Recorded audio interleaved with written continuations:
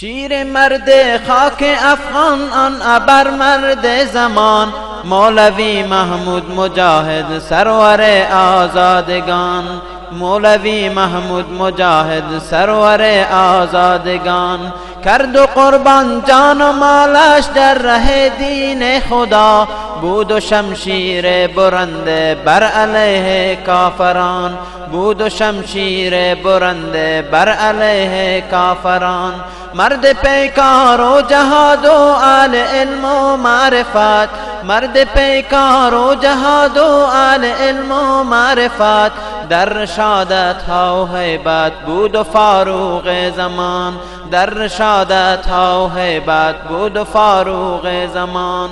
در تواضع همچو صدیق، در شجاعت چون عمر، در قضاوت همچو حیدر، در حیا ابن عفان، در رشادت همچو خالد اهل فکر و اهل دین، در سیاست مقتدایش خاتم پیغمبران، در سیاست مقتدایش خاتم پیغمبران. فکر احیای شریعت روز و شب در جان او، حامی مستضعفین و چاره ساز بی کسان، حامی مستضعفین و چاره ساز بی کسان.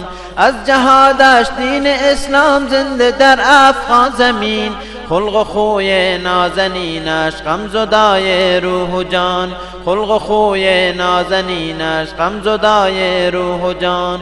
بود و بی معنا برایش خستگی افسردگی، بود و بی معنا برایش خستگی افسردگی. دائما اندیشه اش جنگ و جهاد بی امان، دائما اندیشه اش جنگ و جهاد بی امان. جای جای خاک هلمند شاهد ایمان او، پهنه جنگاوریش کوه و دشت و آسمان، پهنه جنگاوریش کوه و دشت و آسمان. قدرت ایمان او شد قوت قلب همه، در نوایش نور ایمان موج و میزد بیکران، در نوایش نور ایمان موج و میزد بیکران. از رشادت های این مرد عمل مرد جهاد، لرزه بر اندام بودن کافران و ملحدان، لرزه بر اندام بودن کافران و ملحدان. روزها در جنگ و پیکار، نیم شب اندر نماز، این چنینند عاشقان و این چنینند طالبان، این چنینند عاشقان و این چنینند طالبان.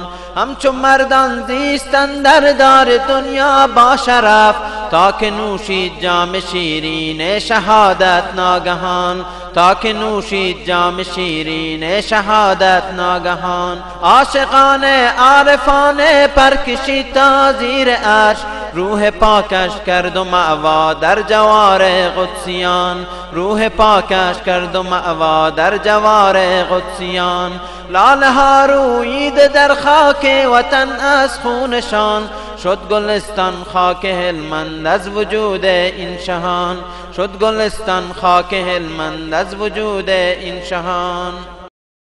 شیر مرد خاک افغان آن ابر مرد زمان، مولوی محمود مجاهد سرور آزادگان، مولوی محمود مجاهد سرور آزادگان.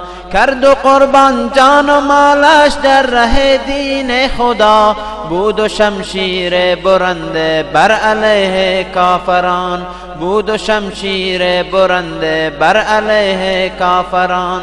مرد پیکار و جهاد و اهل علم و معرفت، مرد پیکار و جهاد و اهل علم و معرفت، در رشادت ها و هیبت بود و فاروق زمان، در رشادت ها و هیبت بود و فاروق زمان.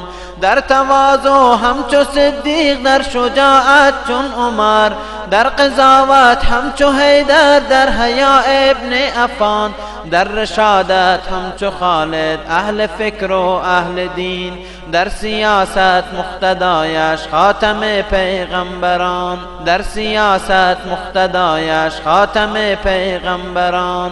فکر احیای شریعت روز و شب در جان او، حامی مستضعفین و چاره ساز بی کسان، حامی مستضعفین و چاره ساز بی کسان.